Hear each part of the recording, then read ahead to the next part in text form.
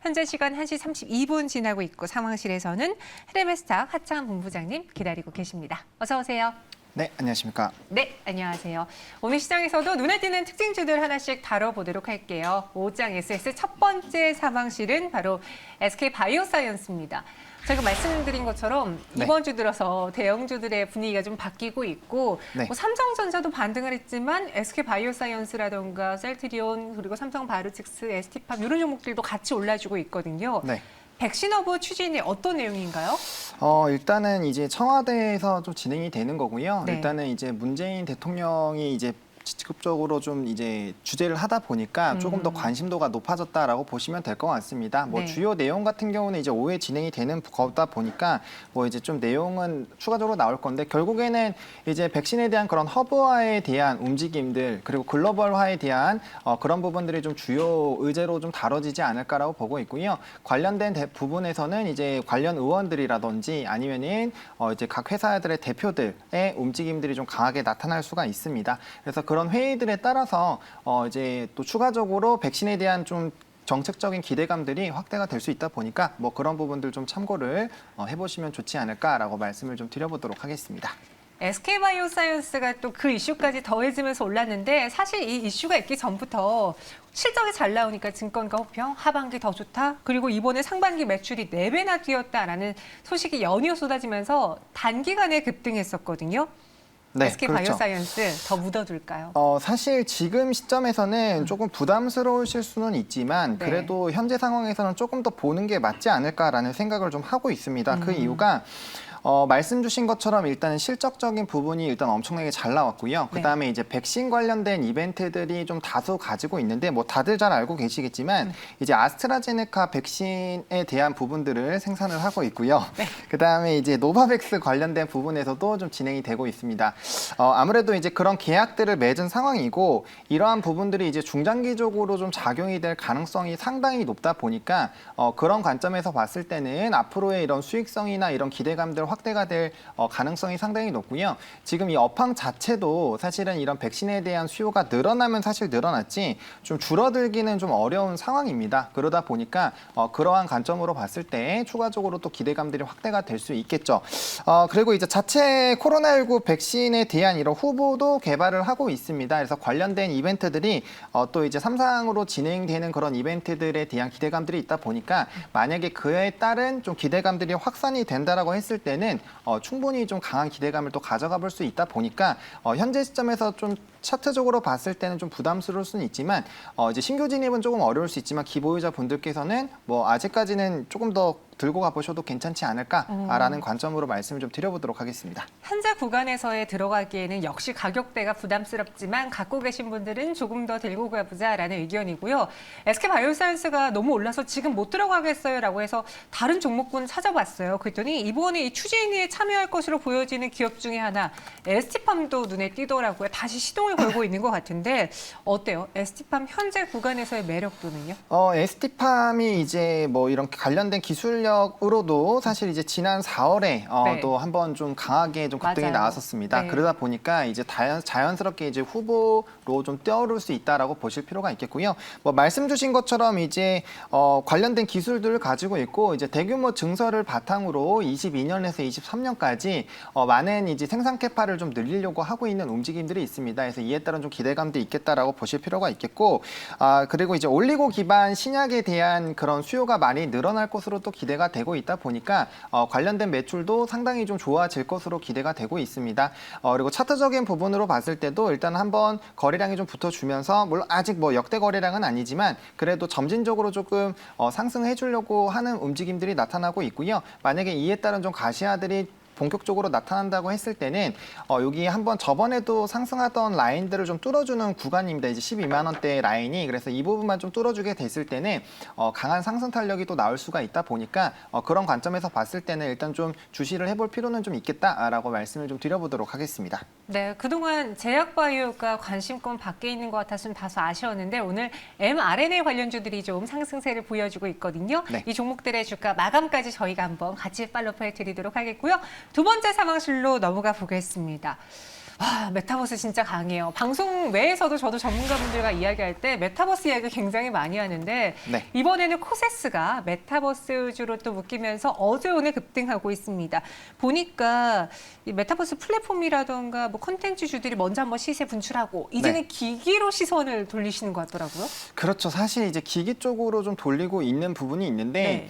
뭐 그게 좀 유리한 부분이 있습니다. 사실 뭐 다들 아시겠지만 뭐 OLED라든지 뭐 AR, VR 정말 수많은 기업들이 사실 연관이 될 수가 있거든요. 그렇죠. 그래서 그런 관점에서 봤을 때 이제 주가들이 뭐 많이 올라간 종목군들이 있잖아요. 그러다 보니까 좀 가격대가 부담스러우니까 이제 새롭게 연관이 될 수 있는 종목군들을 찾아서 거기에 이제 관련된 뉴스가 나오면은 주가가 급등이 나오는 상황이 지금 계속적으로 좀 반복적으로 나오고 있습니다. 뭐 오늘장 같은 경우도 뭐 해성옵틱스랑 이런 종목군들 같은 경우도 이제 새롭게 좀 부각이 돼서 급등이 나오고 있고요. 뭐 전거래일에도 사실 이제 두세 개 정도 기업이 관련된 이제 기술을 가지고 있다거나 아니면은 뭐 연관된 그런 제품을 납품하고 있다라는 기사가 나오면서 좀 급등이 나왔습니다.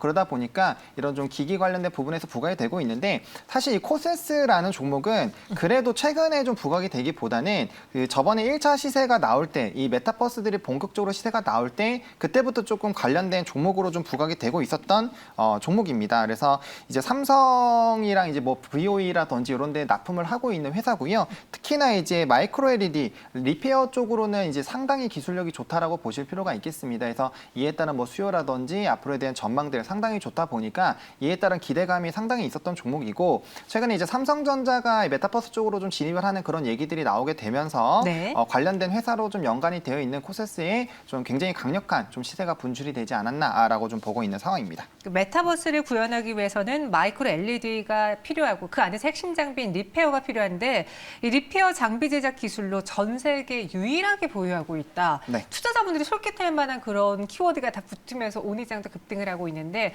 제가 그래서 나도 그럼 이제 기기 쪽을 봐야 될까? 이 메타버스 시연하기 위해서 구현하기 위해서 어떤 기기가 필요할까 하창 본부장님께 좀 정리해달라고 요청을 부탁드렸어요. 근데 사실 이게 네. 조금 정리하기가 쉽지가 않았던 게 종목이 너무 많습니다. 그렇죠. 종목이 너무 많아서 일단은 종목명 말씀드리고 아마 들어보시면 다들 뭐 그래 이런 종목이 있었어라고 생각하실 거예요. 네. 일단 뭐 가장 대표적으로 좀 잘 떠오르시는 게 이제 선익 시스템과 그와 같이 선익 시스템이 움직이면 같이 움직이는 이제 동아일텍 있습니다. 아무래도 지분이라든지 이런 연관이 있다 보니까 네. 같이 움직이는 그런 종목이겠다라고 말씀을 드리겠고요. 전거래일에 이제 XR 관련돼서 좀 부각이 됐었던 이제 아진에스텍 또 최근에 좀 급등이 나와주고 있는 부분이 있고요. 그다음에 이제 XR 관련으로 가게 됐을 때는 카메라 모듈 쪽으로 좀 연결을 지을 수가 있습니다. 그러다 보니까 뭐 LG 이노텍이라든지 뭐 더구전자, 뭐 뉴플엑소 뭐 이런 종목군들이 있고요. 지금 뭐 사실 종목을 열거를 드리려면은 정말 몇십 가지의 종목을 언급을 드려야 되다 보니까 그래도 최근에 좀 시세가 나왔거나 이제 좀 유명한 종목군들 위주로 간단하게 좀 소개를 좀 드려보도록 하겠습니다. 네, 그럼 이런 메타버스 기기들 지금 구간 접근해보는 거에 대해서는 어떻게 생각하시지? 오늘도 덱스터가 급등을 하는 등 네. 그동안 많이 올랐다 싶은 종목도 여기서 한 차례 더 올랐거든요. 네. 코세스를 포함해서 1위 종목에 대한 투자 의견 좀 부탁드릴게요. 사실 메타버스는 저는 개인적으로는 앞으로 더 부각이 되면 부각이 됐지 사실 좀 줄어들지는 않는다라고 생각을 합니다. 네. 왜냐하면 대부분의 사업권들이 지금 레드오션에 있다 보니까 이 메타버스라는 개념 자체가 이제 새로운 영역에서 맞아요. 이제 새롭게 하는 거다 보니까 모든 산업이 어떻게 보면 이제 블루오션이 될 수 있습니다. 그러다 보니까 상당히 좀 기대감이 커질 수가 있고요. 게다가 최근에는 이제 이 플랫폼이라는 것 자체에 대한 그런 성격까지 가지고 가려고 하고 있다 보니까 이런 기대감들로 보게 됐을 때는 앞으로 확대가 되는 방면으로 갈 수밖에 없지 않을까. 그리고 뭐 대기업이라든지 뭐 정치권에서도 이런 메타버스 기술들을 좀 활용을 하고 있고요. 무엇보다 이제 새롭게 문화를 창출을 하고 만들어내는 이 Z세대와 알파세대가 이런 메타버스에 대해서는 상당히 이제 유저 수도 많고 접근도가 높다 보니까 이러한 이제 세대적인 흐름들이 계속적으로 교체가 되는 움직임들로 봤을 때는 계속적으로 확장이 되는 부분으로 좀 보실 필요가 있겠습니다. 다만 이제 좀 급등이 나온 종목군들이 많이 있다 보니까 새롭게 이제 뉴스가 나와서 후발로 나오는 종목군들 같은 경우는 하루 이틀 안으로 끝날 가능성이 상당히 좀 크다 보니까 트레이딩 관점으로 좀 보시면 좋을 것 같고요. 중장기로 좀 끌고 가시려면은 이제 대표적으로 알려져 있는 그런 종목군들 위주로 하시는 게 맞지 않을까라고 말씀을 좀 드려보도록 하겠습니다. 네, 메타버스 정말 강합니다. 강하게 움직이지만 다시 또 시세가 쉬어가는 국면에 혹은 또 급락할 수도 있기 때문에요. 여러분들은 항상 리스크 관리도 같이 동반해서 하셔야 될 것 같네요. 이어서 세 번째 상황실로 넘어가 보겠습니다. 카카오를 한번 꼽아봤는데요. 네. 상승하다가 지금 구간에서는 살짝 약보합으로 전환이 되긴 했어요. 근데 네. 제가 말씀드렸다시피 어제 코스피가 강하게 오를 때 거의 대부분의 시총 상위 종목들이 올랐고 네, 맞아요. 네이버랑 카카오도 좀 쉴 만큼 쉬었다 이제 다시 가볼까라고 좀 시동을 거는 것 같아서 꼽아봤는데 네. 어때요? 한동안 또 카카오가 더 쉬었잖아요.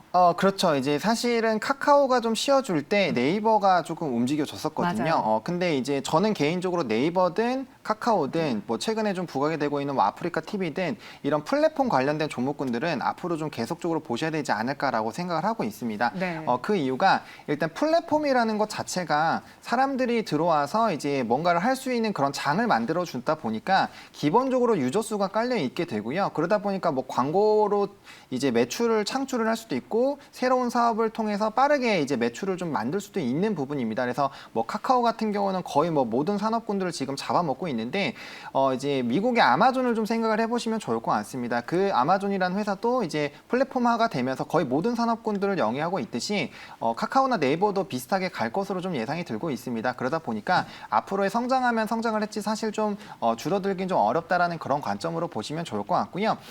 그렇다면 이제 접근하는 그런 부분들이 좀 중요하지 않을까라고 보고 있습니다. 아무래도 이제 카카오나 네이버의 이런 성장성에 대해서 부정하시는 분들은 제가 봤을 때는 없을 것 같고요. 이제 진입하는 그런 시점들만 좀 잘 잡으면 되지 않을까라고 보고 있습니다. 그래서 지금 아직까지는 추세를 명확하게 좀 돌렸다라고 보기에는 좀 약합니다. 하지만 이제 60일선에서 반등이 나오면서 추가적인 상승 흐름들이 나오면서 저번에 횡보를 했었던 그런 라인들 좀 뚫어주게 됐을 때는 다시 한번 좀 추세의 전환이 나올 수가 있다 보니까 그런 이제 시점에서 접근을 해보셔도 나쁘지가 않을 것 같고요. 뭐 카카오나 네이버 같은 경우는 중장기적으로 좀 투자를 하신다라고 했을 때는 충분히 좀 일정 가격 밴드 1차, 2차로 나누셔가지고 이제 부분적으로 모아가시는 전략으로도 충분히 좀 가능하지 않을까라고 말씀을 좀 드려보도록 하겠습니다.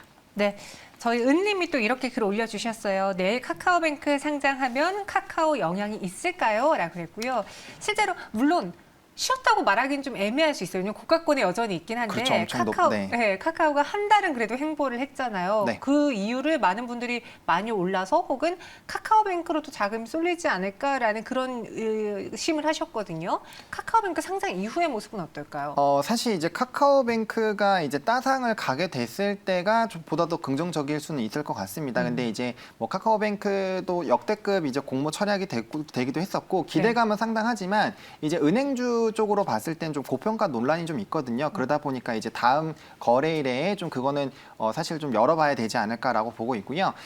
물론 이제 카카오뱅크에 대한 그런 이벤트들도 있겠지만 이게 잘 되면은 사실 그냥 무난하게 간다라고 보시면 될 것 같고요. 만약에 따상이 안 되고 급락이 나오더라도 카카오가 아까 말씀드렸던 플랫폼적인 성격 그리고 뭐 이제 웹툰이라든지 정말 다양한 산업군들을 하고 있다 보니까 CBDC도 있고요. CBDC도 있고 뭐 모빌리티도 있고 정말 많습니다. 그러다 보니까 그런 이제 산업군들의 성장성이나 이런 부분들로 봤을 때는 기간만 너무 짧게만 잡지 않으신다라면은 충분히 성장하는 그런 궤도에 따라서 주가는 좀 반영이 되지 않을까라고 생각을 하고 있습니다. 차트 보면서 가격 전략도 세워볼게요. 네, 차트 보면서 가격 전략 좀 세워드리도록 하겠습니다. 그래서 이제 만약에 아랫라인으로 좀 매수를 해보고 싶으신 분들 같은 경우는 14만 1,000원 라인부터 14만 5천원 라인 부근까지 1차 매수로 좀 접근을 해보시면 좋을 것 같고요. 만약에 이제 돌파 매매를 좀 생각하고 계시는 분들은 16만 2천원 라인 뚫었을 때, 뚫어주는 때 이제 매수를 좀 해보시면 좋을 것 같고요. 지금 시점에서 1차 목표가는 17만 3천원 좀 제시를 드리도록 하겠습니다. 아무래도 이 고점에서 한번 올라가다가 지금 조정이 나왔다 보니까 이 부분을 뚫어줄 때는 좀 강한 이벤트가 좀 필요하지 않을까라고 보고 있어서 그렇게 말씀을 드리겠고요. 1차 매수가 기준으로 선절 라인 같은 경우는 12만 8천원 좀 제시를 드리도록 하겠는데 만약에 정말 중장기로 투자하실 분들 같은 경우 손절을 생각하지 않으시고 그냥 부분적으로 계속 모아가시는 전략으로 대응을 해보시면 되겠다라고 말씀을 드리도록 하겠습니다. 카카오 목표 주가는 17만 3천원이고요. 하창 본부장님은 카카오 네이버와 같은 플랫폼 기업들은 중장기로 계속 쭉 한번 보자라고 이야기해 주셨습니다. 이어서 마지막 상황실로 넘어가 볼게요. 이번에는 하락하는 종목 중에 KCC를 꼽아봤는데 실적이 잘 나왔어요. 어제 네. 발표가 됐고요. 그런데 왜 발표되고 나서도 주가가 떨어지고 오늘도 또 밀릴까? 그 이유가 궁금해요. 사실은 이제 이 이유에 대해서는 어떻게 보면은 이제 뭐 다양하게 있을 수가 있습니다. 근데 제가 개인적으로 생각을 했을 때는 일단 네. 투신의 물량이 조금 영향이 있지 않았을까라고 생각을 하고 있습니다. 이 거래일 동안에 투신의 물량이 나왔는데 물론 매집한 그런 물량에 비해서는 좀 많이 나온 건 아니지만 그래도 단기적으로 이제 기간에서 이제 매도가 나오게 됐을 때는 좀 부담이 될 수 수 있지 않을까라고 보고 있고요. 실적 같은 경우는 약간 좀 후행하는 성향이 있습니다. 그러다 네. 보니까 이미 사실 이제 KCC 같은 경우 실적이 좀 좋지 않을까라는 그런 기대감은 상당히 있었다 보니까 그에 따른 좀 이제 이벤트 소멸 관점으로 좀 보시면 좋을 것 같고요. 근데 이제 앞으로도 이런 뭐 미국에서 인수한 것도 있고 이제 실리콘 관련된 그런 부분들에서 상당히 좀 기대가 되고 있다 보니까 그런 관점에서 봤을 때는 이제 뭐 이 기본적인 성향 자체가 무너진 거는 아니다 보니까 단기적인 좀 이 상승에 따른 좀 조정이라고 보시면 되지 않을까라고 생각을 하고 있습니다. 네, 그러니까 말씀은 빠진 거는 최근 기관에서 특히 투신의 매도 물량이 나와서 그런 거지 이 회사 자체에 큰 문제는 없는 것 같다. 오히려 실적도 잘 나왔고 말씀하신 미국 인수한 자회사도 있고 네. 뭐 건자재 물량도 늘어날 테고 그럼 지금이 기회일까요? 쉬었다 다시 갈까요? 좀 기회로 잡으시려고 한다면은 이 이제 밑에 부분 박스권 하단 라인 그리고 매물대 하단 라인 부분에서 좀 잡으시는 게 좋지 않을까라고 보고 있습니다.